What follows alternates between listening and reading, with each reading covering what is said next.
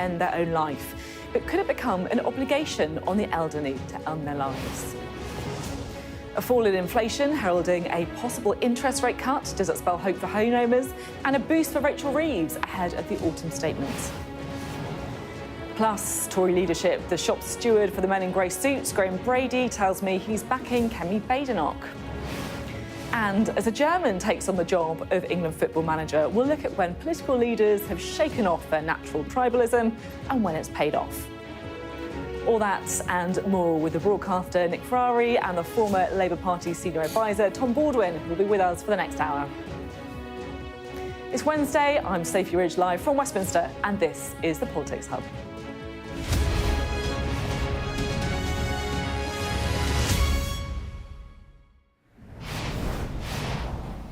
Hello, good evening. Now, we're leading the programme tonight on one of the most important votes in Parliament, in my view, in a generation, the right to die. It's a free vote, which means there's no party line. MPs aren't told by the whips which voting lobby they should go down. They can follow their own conscience, which, of course, is absolutely how it should be on an issue as important as this, literally life and death. So a bill's been introduced to the House of Commons today with a vote expected at the end of November that could result in people who are terminally ill being allowed to ask for and receive medical help to end their life. I don't need to rehearse the arguments on either side of the debate. You'll know them, you'll have your own opinion on them. But I do think that this debate has so far shown Parliament at its very best. Now, there are MPs on both sides of the argument who hold passionate and clearly thought out views on this most difficult of issues. And like the rest of us, these are views mainly shaped by people's personal experiences. I'll always remember an interview I did with Paul Blomfield, the former Labour MP for Sheffield Central, who campaigned for assisted dying after his terminally ill father took his own life in secret without telling anyone or getting help because he was too scared about making them complicit in something that would be illegal. And then you have people like the Lib Dem leader, Sir Ed Davey, a man whose life's been shaped by caring for his disabled son, but also by caring for his terminally ill mother, who died when he was 15, a man who perhaps understands what it really means when people say they fear being a burden. We're hoping to hear from him later on in the programme. But my point, I guess, is that the debate on assisted dying shows Parliament in its truest form. Not who's up and who's down, not whips and party management, who's got an eye on the leadership. Debate, an argument, and making a case, and individuals challenging and testing policies and principles in the furnace of that debating chamber, and genuinely trying to find the best way of running a country. Well, our health correspondent Ashish Joshi has this first report. Terminally ill adults end-of-life bill. Second reading what day? Friday the 29th of November. Friday the 29th of November. An historic moment that could lead to one of the most significant changes in British society. Assisted dying is a hugely contentious and emotive issue that polarises opinion. Its opponents are fearful about the slippery slope of an ever-widening criteria. But the MP who introduced the bill told me safeguards will be in place. The first criteria is this is about terminally ill people. It's not about people who are going to get better. My proposal would probably be, and this is to be finalised in the coming weeks, 2 medical professions would have to sign this off. It will then have to go to a judge. So there's layers of safeguards and protections along the way. Kim Leadbeater accepts there are valid concerns about a hospice sector in crisis and a broken palliative care system. Hey, Tim. Tim was given just a few months to live. That was 3.5 years ago. Let's see what, Tim. Born with learning disabilities, he later developed cancer, and it kept returning. Be there. Hello, Tim. It's lovely to see you. But despite being very sick, Tim can live at home with mum Valerie because of support from his palliative care nurse, Phoebe. This is Joe. It's really sad to see him deteriorate, particularly because when I first started seeing him, he was independently mobile in his wheelchair. He would take lots of videos. He'd be super, super chatty. I'm not going to lie, I do cry quite a lot at work. Yeah, I think you're a human. Which flavour would you like? Valerie is 82, and naturally, she's worried about the future. Would you be able to cope without the palliative care you receive? I couldn't do this without them. I could ring St Christopher's at any time, and they keep such wonderful notes so that whoever answers the phone knows everything. St Christopher's Hospice neither supports or opposes a change in the law, but the hospice sector is a strong and important voice in that debate. Linda has experienced the best and worst of end-of-life care. Her mother died peacefully and comfortably at a Marie Curie hospice, but her Aunt Mary chose to die at home. We had to buy her incontinence pads, we had to buy different creams because the deliveries weren't regular. We had to chase everyone for everything. And it's just so tiring all the time having to fight. In the UK, we don't talk about death enough. But now, that conversation is being forced on us, and it could be one of the most important ones we ever have in our lives. Ashish Joshi, Sky News. I'm pleased to say that joining us now from Parliament Central Lobby is the leader of the Liberal Democrats, Sir Ed Davey. Great to have you on the programme today. I'm very keen, of course, to get your views on assisted dying, this big debate we're having. But I should firstly say that, we're doing this from Central Lobby because this is, I think, your first opposition day for 15 years. What is it that you're focusing on? Well, that's right. Well, first of all, happy birthday, Sophie. We've been focusing on carers and the NHS. These are the two issues we put at the centre of our general election campaign. And I think as the leader of the Liberal Democrats, that when we're in Parliament with all our new MPs, 72 MPs now we have, the largest third-party force for 100 years, we should deliver on the campaigns we focused on for voters. And they were really on things like care and the NHS. And so we've had two debates, and actually we've seen some movement from the government. I've been raising, carers organisations have been raising, the Guardian newspaper has been raising the issue around carers allowance and the fact that there's been a scandal over the DWP forcing carers to repay their carers allowance when frankly it's been the DWP incompetence that those overpayments happened. And the government has announced on the eve of the Liberal Democrat opposition day a review of that system. So today we were debating that government review and hopefully pressing so they'll adopt the Liberal Democrat policies for carers. Now we're, you talk about carers, which in many ways kind of links to the other subject that I'm keen to talk to you about as well. And we're talking on the show about assisted dying. Now you previously said that you're quite sceptical about assisted dying. So when it does come to the vote, how will you be voting? Well, I actually welcome that there is this debate, Sophie. I think it's a really important issue. I've been in Parliament a while now, and we have debated it before. And when we had that detailed debate, I did vote against it. It's a free vote, it's a conscious vote, and I'm happy to explain my position. There are two major reasons. First of all, I've had quite a lot of personal experience of relatives dying. I looked after my mother when she was terminally ill for 3 years, and I was by her bedside when she died. She had a very painful disease, and that's led me to the view that we need far better palliative care in hospices and at home.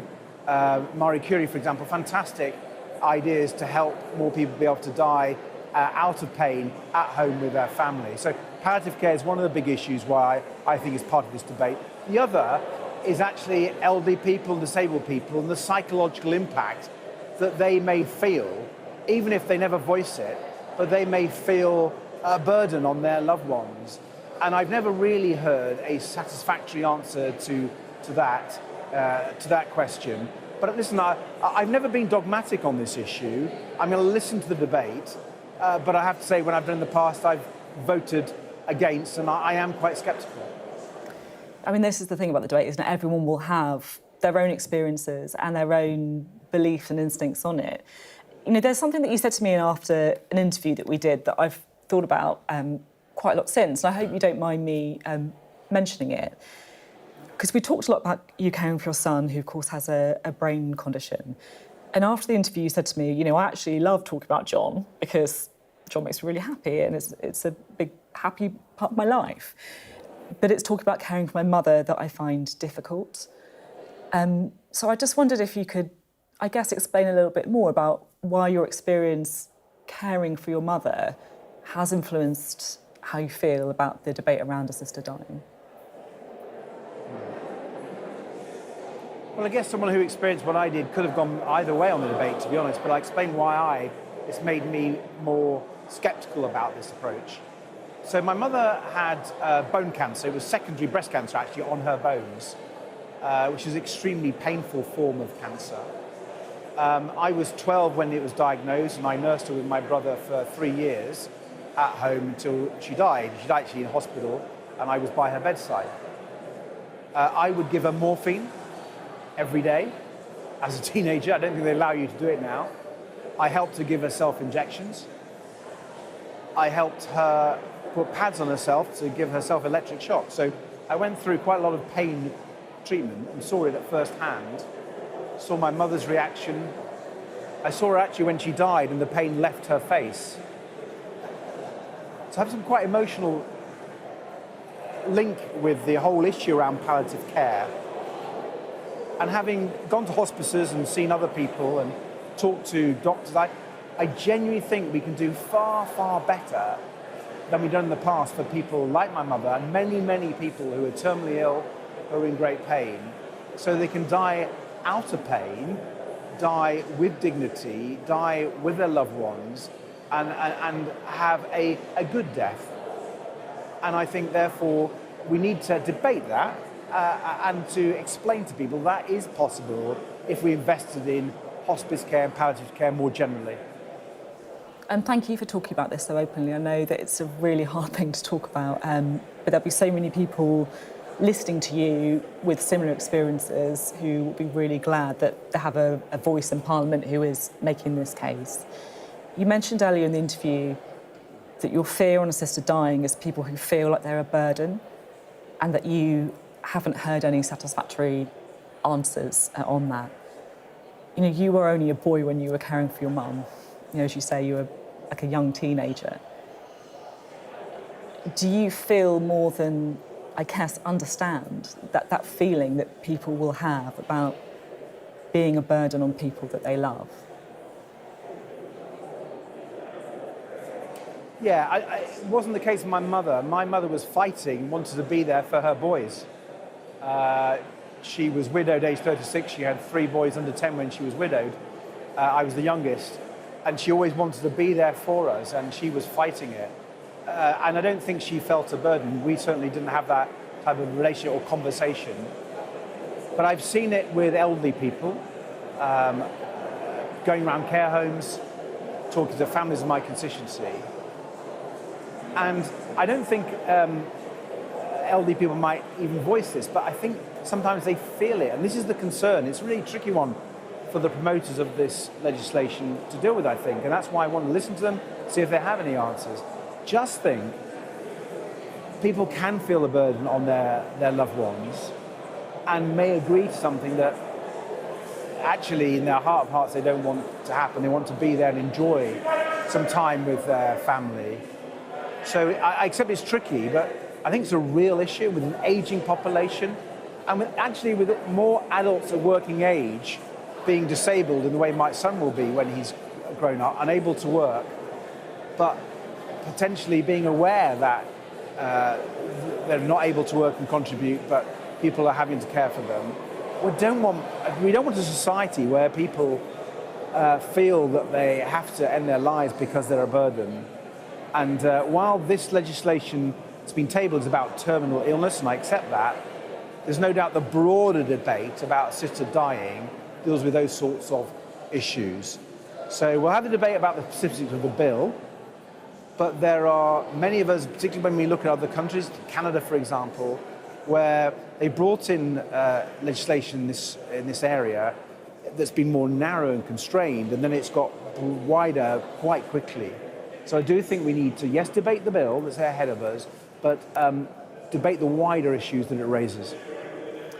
Thank you so much for talking so openly about your own experiences. I'm sure it's not an easy thing to do as well, particularly when you're just like staring down a barrel of the camera as well. But we really appreciate you coming on and sharing your perspective on this really important subject. So thank you. Thank you, Sophie. Thank you.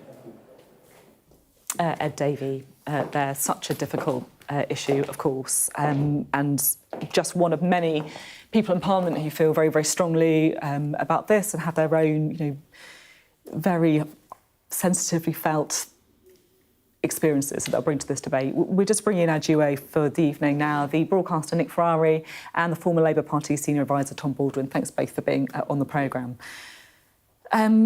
It's so difficult. It's such a huge issue, isn't it? And it's refreshing to hear people like Ed Davey, talking from his heart, explaining his point of view, saying he wants to listen. And there'll be lots of other people, won't there, Tom, who have their own personal experiences that they're bringing to this. I mean, you said at the start of this programme, it's when Parliament's at its best, and I think it's because we'll see lots of MPs talk not as politicians, but through their personal experiences. We heard Ed Davey just then, and reminds us that they are people, that they've got parents, they've got children, and I think it's really important.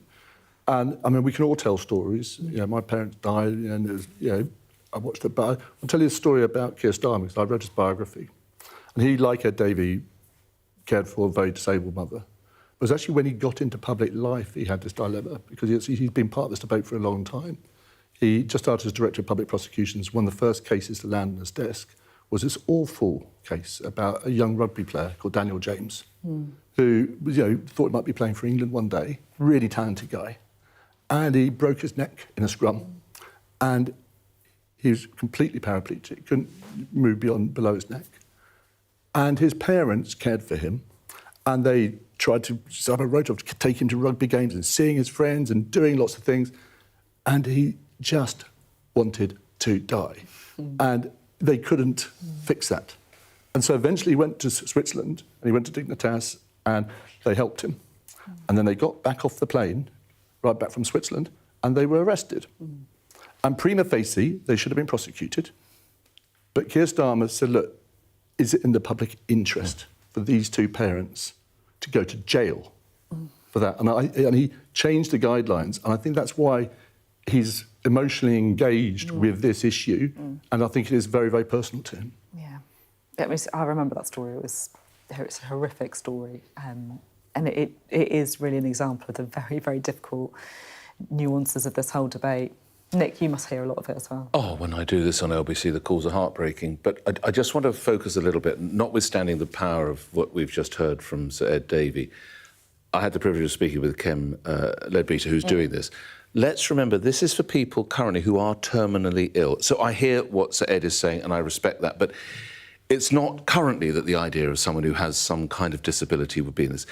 And I understand that one of the key issues is, if you have a terminally ill diagnosis, is it 6 months, is it 9 months, is it 12 months, is it 15 months? So if we focus on what parliamentarians are actually discussing, I would put the point that if you can satisfy, remember, it's going to be two clinicians and a High Court judge that you have, for the purpose of debate, Sophie, you have 12 months of your life left, and you've spoken with everybody, and you've decided that that's enough, and you have your family, and they check again, by the way, and you have a cooling off period.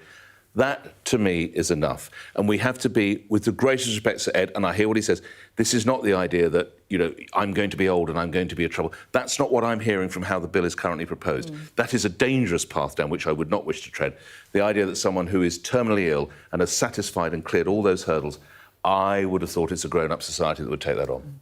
Yeah, and I think Ed Davey said something else important as well. It's really important not to be dogmatic about this. Yeah. If the safeguards are in place, I would support the bill. But there'll be good people on both sides of this debate, and maybe it could raise other issues. Well, I think someone who's terminally ill may be more likely to feel like a burden if there isn't a proper system of care, and we don't have good care in this country. So let's, if you can say that as the option, then perhaps you don't get into places where people might feel under some sort of emotional pressure. Yeah, it's absolutely right. End-of-life care has just it's got to be better, surely. But the dignity with which you did that interview with Ed Davey, and I think the dignity which many MPs are going to show over this, fills me with confidence that we will get this right as a country. Yeah, I agree with that, actually, which is, why I sort of wanted to make these remarks at the beginning of the show. It does feel like we're having the best of Parliament and a good debate. It quite changed, though, wasn't it? Because it was, I think, 9 years ago, and it was a thumping vote against. It was almost like 2-1. So it will be fascinating. It's November 29, November 30, I think, the vote. So what, 6-7 weeks? It'll be interesting to see which way it goes. It will. 6-7 weeks. Really hard to very predict, tough to call. And thanks both very much indeed. Lots more from both of these men. As the programme progresses, you are watching the Politics Hub coming up. Have England found the right man to end all those years of hurt? We're going to examine the politics of switching sides and ask whether a German manager could help to finally bring it home. And as the Conservative leadership battle enters its final stage, I've been speaking to a man all too familiar with the contest, the former Conservative 1922 chair, Lord Brady.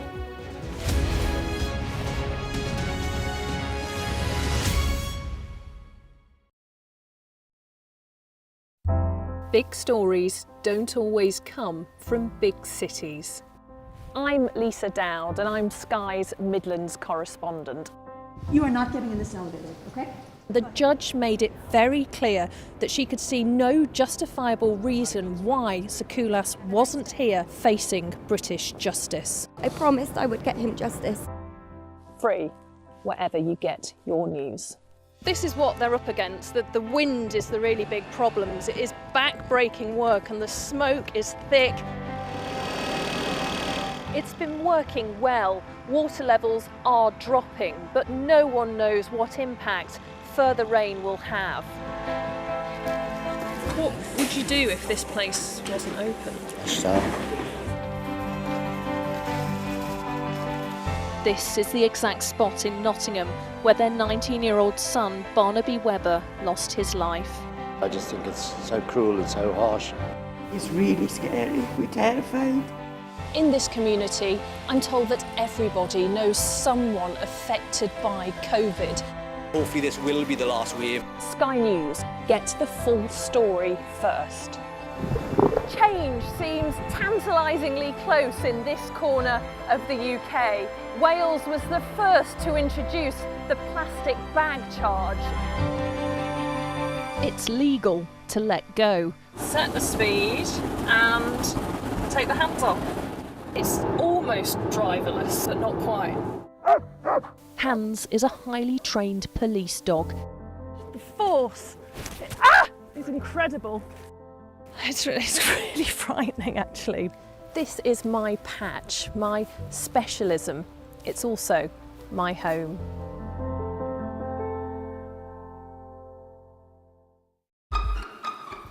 We've got your Sunday mornings covered. From the front page and the sounds of the streets to the voices of the people who make the major calls and big picture politics beyond Westminster. We'll put you at the heart of our story. A new start to Sunday. I'm ready. Are you? Join me, Trevor Phillips, Sunday mornings on Sky News. Hello, welcome back. Now, the Chancellor will have been buoyed by today's news that inflation is falling faster than forecast, with expectations growing that the Bank of England will now cut interest rates next month. But a multi-billion-pound shortfall in public finances means Rachel Reeves will still be looking at tax hikes and spending cuts in the budget. We'll have more on that in a moment, but first, here's our business correspondent, Paul Calsey. It wasn't the weather for a grand day out in Weston-super-Mare, but on the front and in the arcades, an unexpected win. Inflation, the purest measure of the cost of living, falling to its lowest rate in more than 3 years. At soft play, no one's being reckless, but the pinch is easing. It makes me feel less cautious than I was, but I'm still likely to spend less than I would be compared to a few years ago. As a family, obviously, we've noticed like a cost in obviously our shopping and things like that, obviously mortgage prices and things. So, yeah, definitely makes me feel better. Inflation was driven down primarily by falling fuel prices, good news for households and the Bank of England, as consumer price inflation, in red here, fell below its target rate of 2%, the green dotted line, for the first time since March 2021. There could be benefits for mortgage holders too, with markets predicting a 90% chance interest rates will be cut by at least 0.25% next month, with further falls forecast, the red line, next year. In the past week, we've seen GDP return to growth, wages rising less quickly, and now inflation falling faster than expected. All signs, perhaps, that the economic weather is on the turn, but there remains a black cloud over the public finances, and Rachel Reeves and her team are working out how to raise the £40 billion they say is required for public services just to stand still. Ministers are not ruling out cuts being part of the answer. We will not be returning to austerity, and we will present an honest set of spending plans that deal with the £22 billion black hole that we inherited from the previous Conservative government. That will be hard, but it's the right thing to do. The figures confirm pensioners, some protesting against winter fuel cuts at the Treasury, will see the triple lock deliver a £470 increase, but it's badly timed for benefits claimants. The new inflation data we got today is actually pretty bad news for people on benefits. So September's level of CPI inflation is used to uprate benefits next April. Benefits are already at a pretty low rate for people, and they're already likely to still be struggling with the cost of living. The other winners and losers of Labour's first budget will be clearer in a fortnight. Paul Kelso, Sky News. Right, let's chat now to our Deputy Political Editor, Sam Coates. Paul talking there about kind of the economic backdrop, if you like, but right now it's kind of all eyes on the budget. The last decisions that are going to be being made. That's right. It looks incredibly tough, actually, this budget. You'll have heard how Rachel Reeves is asking, very much likely to ask for more taxes from the public. £40 billion more is expected to be wanted in taxes and welfare reductions in order to fund a bit more spending. But the argument coming out of Labour is that the Conservatives left behind such a hole and so many problems in public spending, they need a lot of money. And the consequences of that is that actually individual cabinet ministers, in order to fund, for instance, public sector pay rises, are going to have to find cuts within their own departments. And in some areas, that's proving quite painful. So today it has emerged that cabinet ministers concerned about Rachel Reeves and the Treasury going too far in some areas in terms of demanding cuts have gone over her head and written to Keir Starmer in order to say, look, we need some basically help in this debate because we're losing to a Treasury. We think we're going to end up in a situation that's effectively politically indefensible. And we're right at the final stage of the spending review because it's today, even though the budget and spending review is in 2 weeks' time, it's today that the government's got to finalise all the main measures that it sends to the Office of Budget Responsibility for checking. So really there is only until the end of today to work out the main things that are going on. So it's fascinating that cabinet ministers are having to go to number 10 with the new team in number 10 and appeal for a little bit of extra help right now at the 11th hour. And I guess that shows the concerns about what the spending package is going to mean for their departments, Sam. That's right. Just in the last few days, I've been talking to cabinet ministers who are come out of meetings with the Treasury genuinely worried. They think that the Treasury, sometimes because they ask for the wrong things and sometimes because they ask for too much, has not got the right approach at this stage. It's quite common that you get back and forth at this stage in the spending review.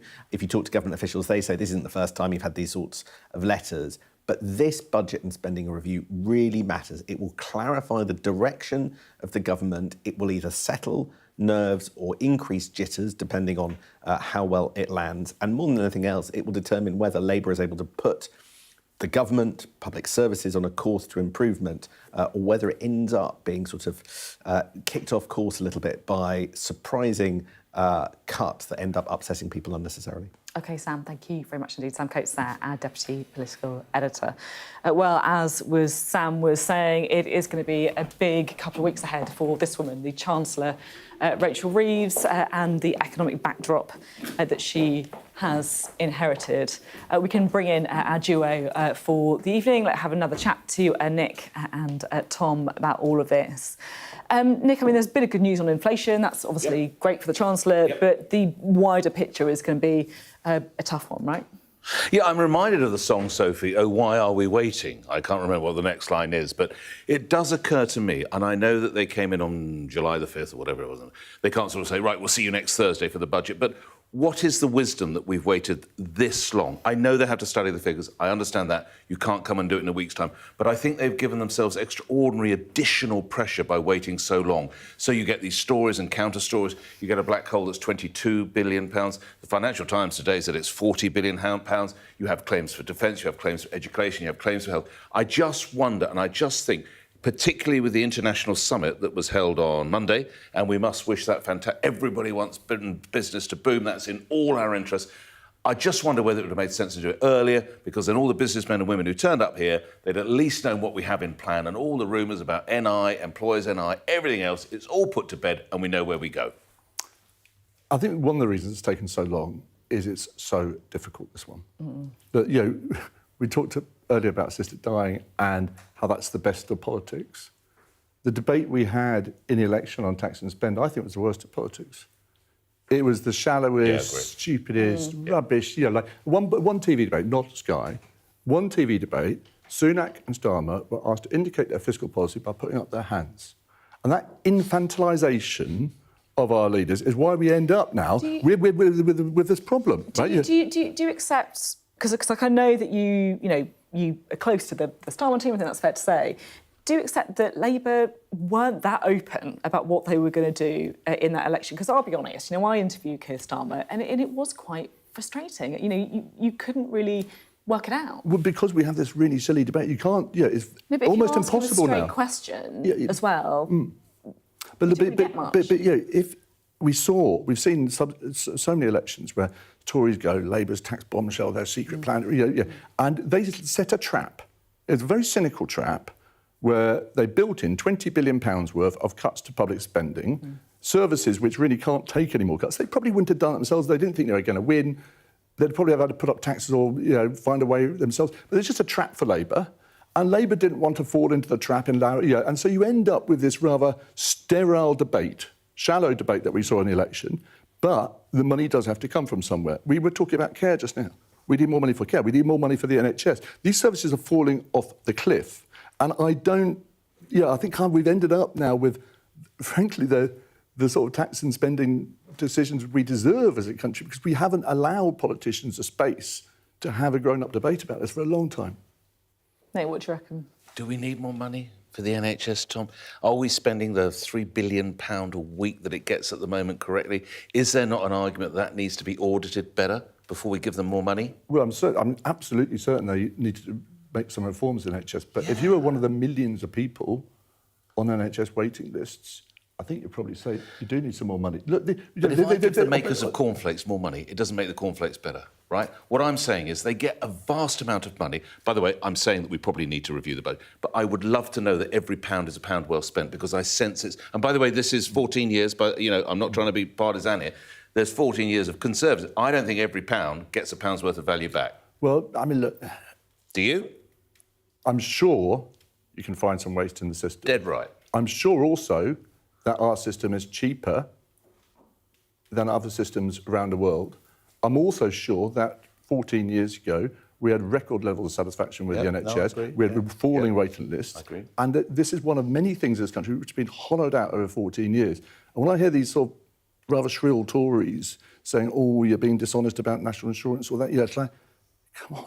Yeah, there is some really nasty, shallow politics played on this as a sort of political trap. And we're talking about people's lives and their services and people waiting in agony for an operation. And I'm just slightly fed up with it. I'll be honest, you can pick any department as well. Ministry of Justice, schools, Thanks both very much indeed. Coming up next on the Politics Hub. Could a German coach help end England's many years of hurt? We'll explore the politics of putting a one-time rival in the top job. But next, the former Conservative 1922 committee chair, Lord Graham Brady, on the battle to lead the Conservative Party.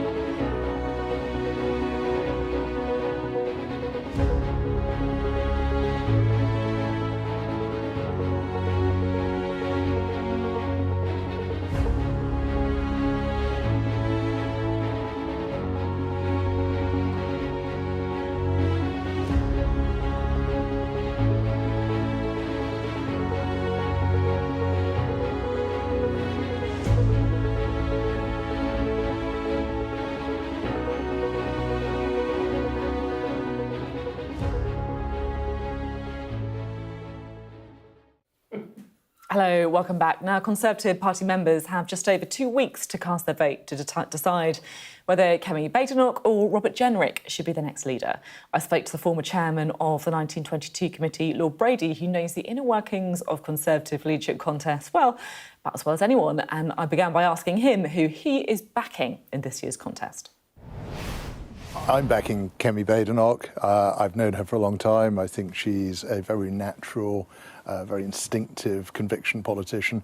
And I think she just has that authenticity, which is all too rare in politics. And I think the public is desperate for authenticity. Robert Jenrick is a friend as well, and these things are always very difficult judgments. I think we've got two good candidates, but I've come down on the side of Kemi. I was speaking to one of your colleagues who also described Robert Jenrick as a friend, but he said to me that he was backing Kemi Badenoch because he felt that Robert Jenrick had been captured by the right of the party. I think that they're, as I say, both good candidates. I think Kemi is very much herself, and as I say, I think has a real natural authenticity and a connection, and she communicates. You don't have a concern about Robert Jenrick and being in the pocket, I guess, of some other MPs? I mean, I don't think anybody's in anybody's pocket. Obviously, in leadership elections, like any other election, people take positions, and they will be positions that are ones which people believe in and which they hope will attract support. I've got to ask you this, because I'll be completely honest, we in the media have had quite a different experience dealing with Robert Jenrick and Kemi Badenoch. Robert Jenrick is keen to do interviews all the time. He'll debate all the time.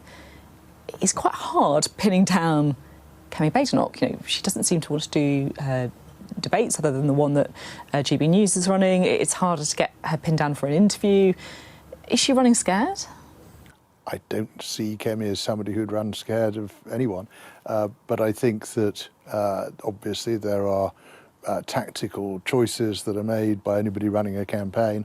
I'm not involved in the campaign, and I can't say what those are, but... Politics is about debate, though, isn't it? It's about testing ideas, isn't it?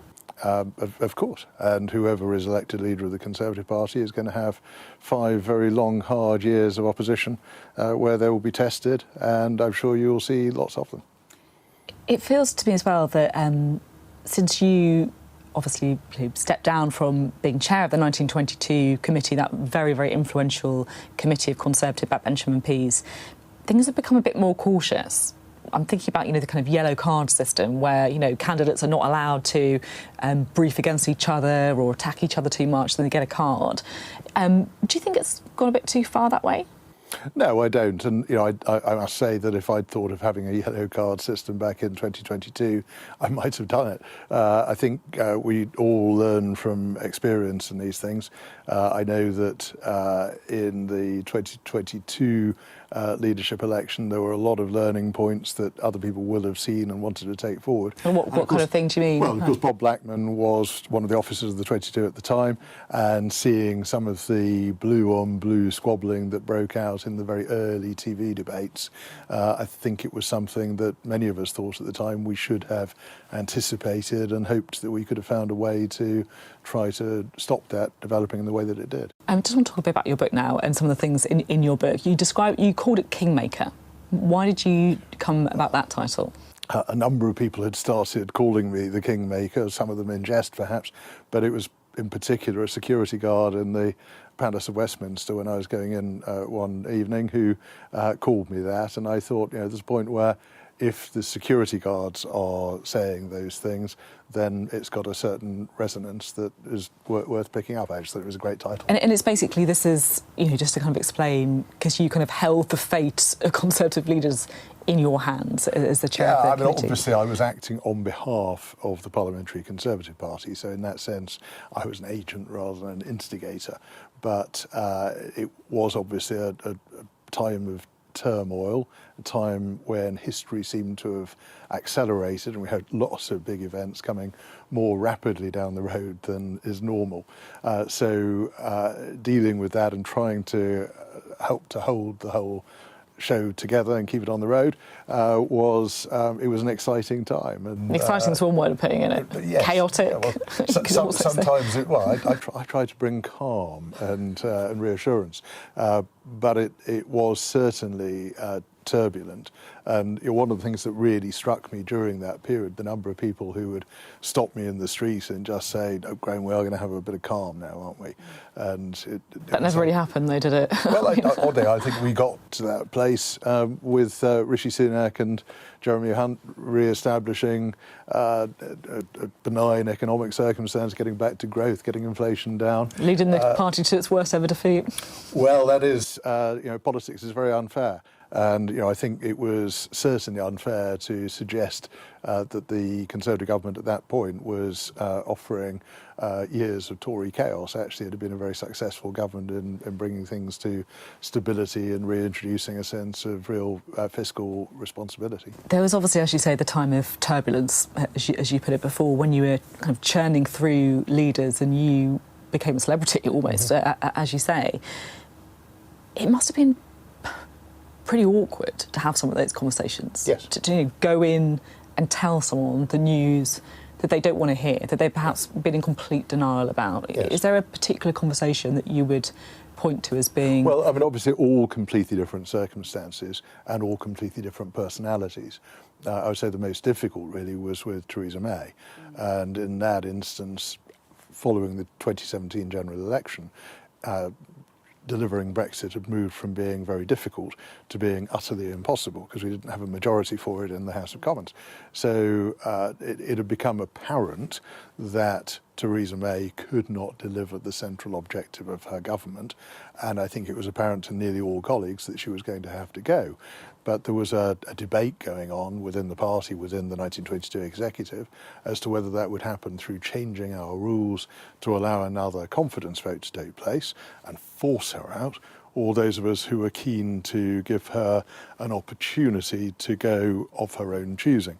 And so that was I had a number of discussions with her which led ultimately to the point where she accepted that she was going to have to name a date for her departure. And that was the most painful, I think. I mean, she always, because I've interviewed her a few times as well, and she always comes across as someone who really kind of keeps her kind of emotions in check. Was that the sort of Theresa May that you saw in some of those? No, it was obviously a very difficult point for her, and it was something I sort of certainly took no pleasure in doing. But I, as I say, was trying to get to the point where she could have a departure which was less bloody, less traumatic than it might otherwise have been. How was Liz Truss? Liz Truss, by the time I went to see her to say that I thought that time was up, agreed. And that became a very easy conversation, therefore. That's kind of quite strange, because at the minute it feels as if, she's saying that she didn't have to go, that she should have just stayed, that she had the right plan. But that wasn't the Liz Truss that you saw. No, then. and of course, Liz Truss did resign. When I went in to see her that morning, she asked me how bad I thought it was. I said I thought it was really quite bad. She agreed. She said, "Do you think it's retrievable?" I said, "I'm really sorry, but I don't think it is." And she said, "I've come to the same conclusion." So it was very much, whilst it was a message that I was going to give her, and I think that had she not resigned that day, I think we would have had a confidence vote, and I strongly suspect she would have lost it. In fact, what happened was that she had come to the same conclusion as I had and others had, that there was just no way of getting that all back on the road and functioning. The other Prime Minister that you talk about very colourfully in your book is Boris Johnson. I'm thinking about the kind of exchanges around Dominic Cummings, for example. Is there anything that kind of stands out in your mind? Well, I mean, they're great examples of where I'm so grateful that I kept diary notes at the time, because some of those conversations I wouldn't really have believed if I hadn't written them down at the time. And of course, the Dominic Cummings one was classic, where I went to say that colleagues were furious. They were getting so much flack from constituents. Everybody in the country almost wanted Dominic Cummings to stand down, to which the response was, "What, you don't accept his version of events?" And I said, of course I don't accept his version of events. It's obvious nonsense is the word I use on air. But I said no sane person would drive 30 miles with their wife and young child in the car to test their eyesight. To which Boris's response, "He's not sane."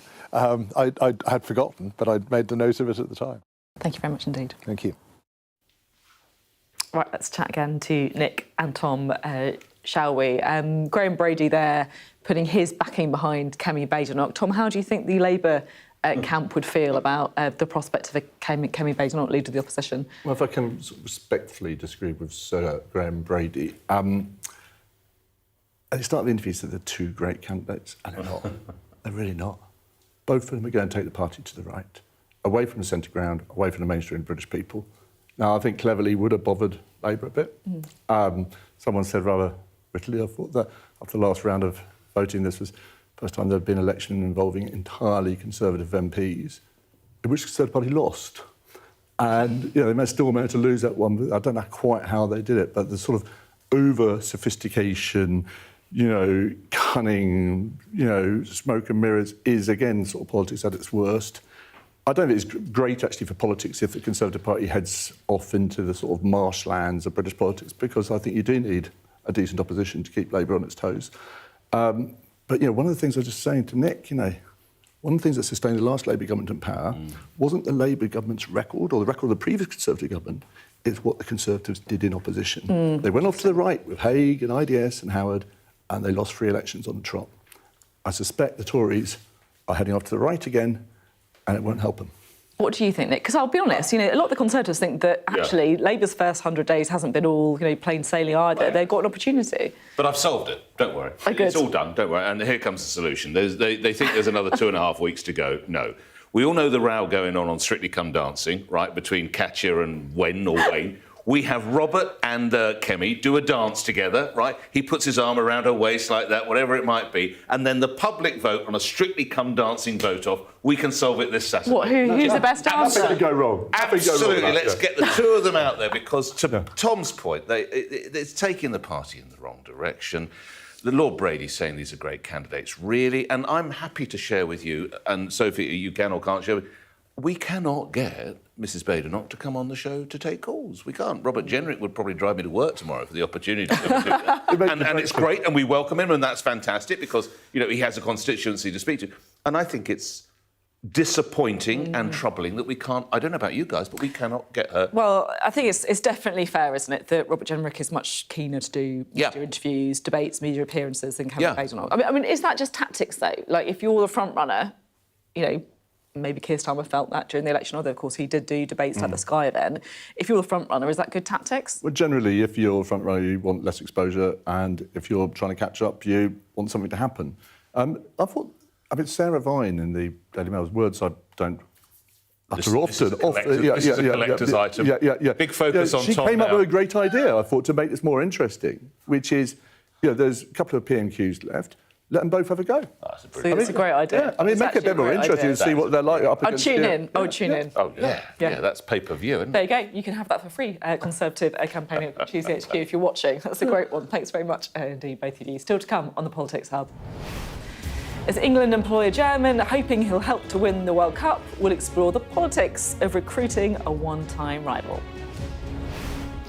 Coming up on the UK Tonight at 8, a landmark moment in the debate on assisted dying. As a bill is introduced to Parliament, we'll hear from both sides of that debate tonight. Also ahead, the true story behind one of the world's most complex catfishing cases.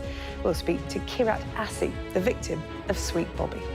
And it is Tuchel time, the new England boss, unveiled at Wembley. All that, much more on the UK Tonight at 8.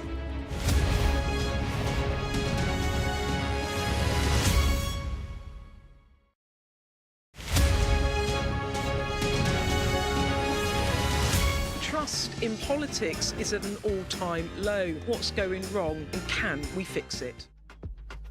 It's from Liz. She wants to know, why is there still no sign of the Labour Party electing a woman as leader? It's sort of embarrassing. You know, it takes a very strong man to be leader, but it takes an even stronger man to support a woman for leader. If you want to be mean to politicians, like, crack on. The activists that go out and make elections happen, I kind of feel like just don't be horrible to them. Be polite to them in the same way that they're polite to you. Keir Starmer has got us into government with a big majority. He was completely clear before the election that he wasn't going to be able to do the two-child benefit policy, but I wouldn't be surprised if it isn't an early thing that comes along. I went up to Gordon Brown and said, hello? No, yes, where is it? I said, found all these Tory candidates breaking land. Let me see it. This is brilliant.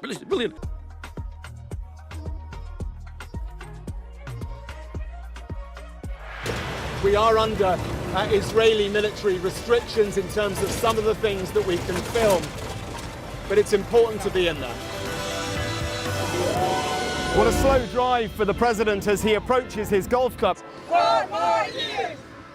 Free wherever you get your news. I'm Mark Stone and I'm Sky's correspondent based here in Washington, D.C.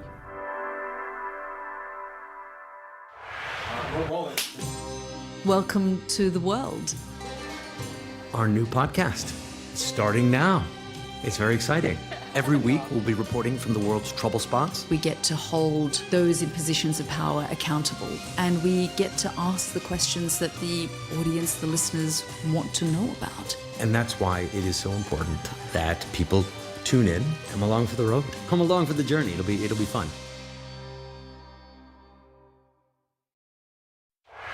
Our app gives you the very best of Sky News wherever you are. Breaking news, videos and analysis. Evidence of the crisis. Podcasts, watching us live. Live here from Washington. Wherever you get your podcast. All in one place. And all at just the touch of a screen. The Sky News app. Get the full story first.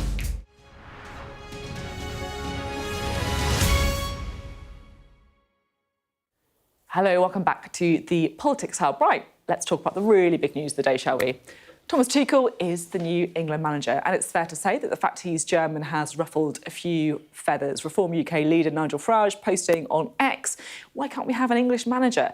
And he declared, I was so proud of Gareth Southgate. Now, this is, of course, the moment when the producer in my ear reminds me that's Nigel Farage praising lefty, taking the knee, right on, groovy Gareth Southgate. But, you know, politics and football is never anything other than unexpected. Others, though, have welcomed Tuchel's appointment. The Sun wrote it up. I'm not going to try and read that headline and humiliate myself on live TV, but it means, I'm told, football is coming home. And the Prime Minister had this to say. Mr. Speaker, I know the whole House will join me in wishing the best of luck to the new England manager, Thomas Tuchel. I won't hold his old job against him, but I wish him well in the new one.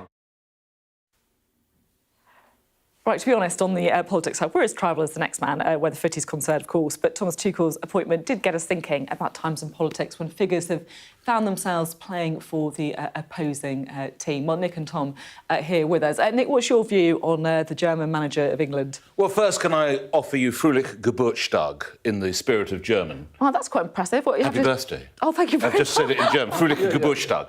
I'll do it in English. Happy birthday. Thank you. Yeah. Any other languages you want to throw out there? That's the only one I've got. Yeah. I don't care if it's from Planet Zog if England win. For me, this is the man who managed Bayern Munich and they didn't win their league. Now, if you're managing Bayern, you basically say, Harry, can you put the number 9 shirt on? Franz, you've got 5. Klaus, you've got 2. And they win. He managed not to win their league. That's because Harry Kane can never win a trophy. Well, it might well be. I'm not a specialist. So, listen, if he wins, it's great. I happen to think Southgate was probably underestimated. He's obviously a good manager. I don't think it's going to work for him. So I don't give a damn about his nationality. I just don't think he's up to the job. Yeah, I mean, some of the comment about this, I mean, some of the sort of Mail headlines today. Yeah. I mean, it is like Basel 40. I mean, we've got to stop going on about the war. I mean, please. I mean, like, if wouldn't it be great if Tuchel leads us to victory in a World Cup final against Germany, and then he'll be a hero, and maybe we could just get over. You're a football bloke. But then what is he up to it? Look, he's got a fantastic record before he went to Bayern Munich, and he got to the semi-final of the Champions League last year. Look, give him a chance. And honestly, and let's not be £1 million a year. Never mind give him a chance. He should get $1 million, and then if you win the bloody thing, you get another $4 million, something like that. But please, let's not be a country which doesn't give him a chance because his great-great-grandfather or something was on the wrong side of the war. Or maybe he even wasn't, I don't know. Might be resisting. It's just ridiculous. You did say don't mention the VAR. Don't mention the VAR. Let's not mention the VAR. You know what I did there? Don't mention the VAR. You can see you're a trained broadcaster. You mentioned what would happen if he beats the Germans, but what if he loses to the Germans? Oh, Lord. Can you imagine the headlines then? Well, getting to the World Cup final would be not bad. All be forgiven. Well, let's hope they win. I mean, good luck to them, But I would have liked to see an English guy. I would. But anyway, if they win, they win. Brilliant. Who cares? It's Just the all spirit of the about the points of the board. Thanks both very much. Happy birthday. Fröhliche Thank you Buchstag. very much. I'm very impressed with that. That's very Okay. good. That is it from us tonight. I'll see you tomorrow at 7. Up next, it's UK Tonight with Sarah Jamie.